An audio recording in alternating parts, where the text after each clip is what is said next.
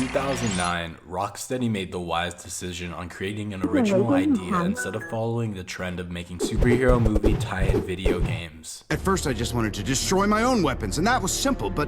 The problem, Tony, is you're fighting a war and you're not a soldier. Help! Please! Someone!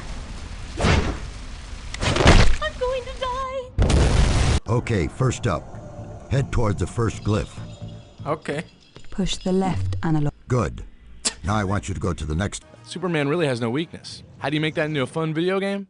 I don't know, and I think EA is still looking for the answer as well. It is loosely based on the movie of the same name released earlier this year, although there is no storyline whatsoever. And thus, they made one of the greatest comic book video games ever. Arkham Asylum makes you feel like you're Batman. Then, in 2011, they were like, fuck it, and they did it again. Batman Arkham City makes me feel like Batman. For more on Batman, visit your local comic shop because they are dying out there.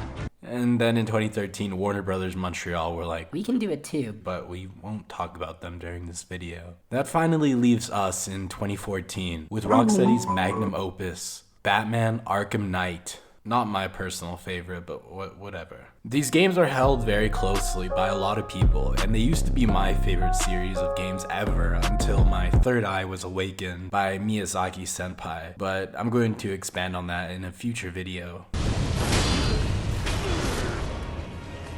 What the fuck? Holy fuck. I fucking did. Oh, holy shit. What the fuck? This one is going to be focused on the new Arkham game that's been leaked, and this might be the first time you're hearing of it, titled Batman Last Night. It's a remaster of sorts, but what it actually is a combination of all three games seamlessly, including highlights from all three games put into one with an explorable open world Gotham City. A completely ambitious attempt to regain respect and fan appreciation, especially after they completely ruined their reputation with the ugly Return to Arkham remaster and Suicide Squad killed the DC Avengers. I'm so excited, and I've got so much to show you, but there is one caveat. Due to this being an early alpha stage of the game, the graphics aren't perfect, so let's do a side-by-side comparison of the Batcave.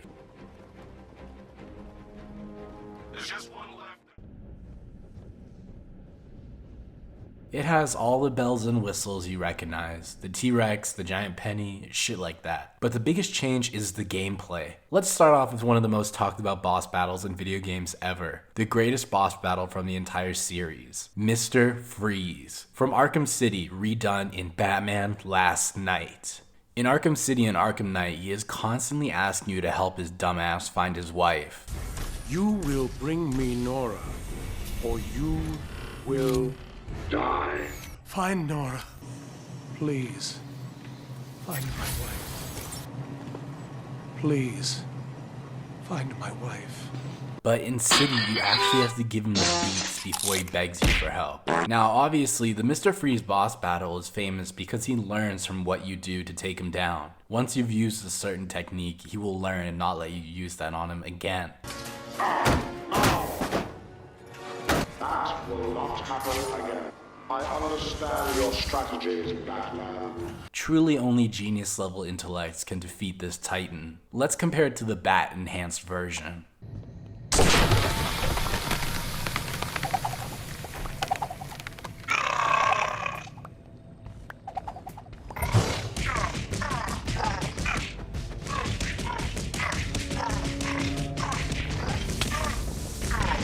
Not only have they enhanced the boss battle from him learning what you do to him now chasing you with a freeze cannon and having you destroy generators. Along with these additions, they also expanded his pool of minions, which he actually had none of in the prior games. He now has floating squids, scientists who throw shit at you, and dolphins wearing mech suits.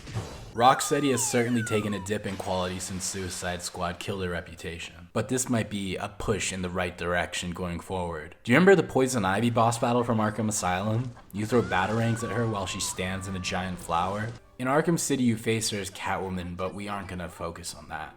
How about we focus on the three amazing Harley Quinn boss battles from each game? The first one where you take her down with one button, the second where you take her down with one button, and the last where you take her down with one button. No one puts their hands on the boss lady.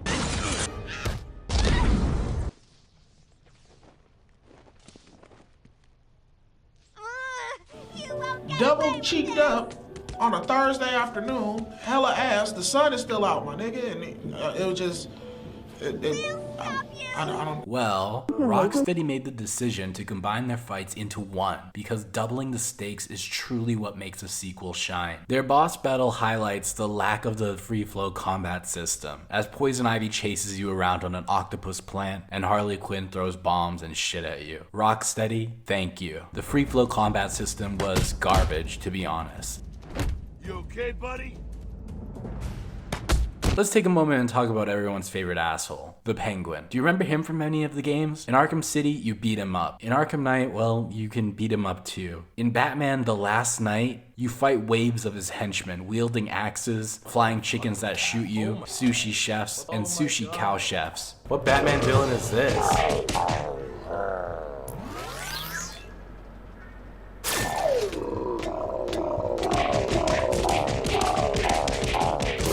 As you can tell, this is referring back to issues number 432 because Penguin has a giant fucking nose here and he has a monocle and no eye. Every Batman fan knows that. In true Arkham spirit, you kick his fucking teeth in with one hit. What? Thank you, Rocksteady. You can tell they really paid a lot of attention to detail in this remaster. The next boss fight is also a two-piece. In Arkham Knight, you follow a series of fires until you chase down Firefly, and at the end of Arkham City, you fight Clayface after being teased in Arkham Asylum. Batman The Last Knight lets you face both of them at the same fucking time. While you punch Clayface, Firefly shoots shit at you, and honestly, it's a big step up from chasing him down in the Batmobile. Speaking of, just as in Arkham Knight, Batman Last Knight is open world as well, and you have full access to the Batcave and the Batmobile. Arkham Origins was the only game that gave you access to the Batcave freely, but as I said, we're gonna ignore that. And wow, in 2014, Batman Arkham Knight received mixed reviews due to what seemed like Batman's over-reliance on the vehicle. The addition of tank combat thematically clashes with everything Batman stands for. But in The Last Knight, it's just there, your own rolling death machine. It feels just as good to drive, and they even included a first-person mode. It feels good being able to drive around in the Batmobile in an actual Gotham City, gliding around, using your grapple hook that works every time. Yeah, this is the worst grapple hook of all time. I wish that they kept this same thing from Arkham Knight. There we go. Why is my screen covered in blood? And using detective vision to solve the Riddler's collectibles. The amount of Riddler trophies has been significantly reduced and has been changed to puzzle pieces that will help you unlock bat suits. Just like all the other games, this one comes down to a showdown with the Joker, who has kidnapped Alfred. Alfred, I'm here!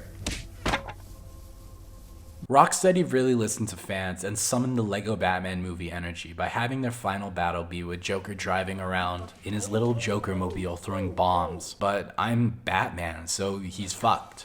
This might be the best Batman Arkham narrative we've got. Joker, fucking hell, he's tall. Oh, Alfred!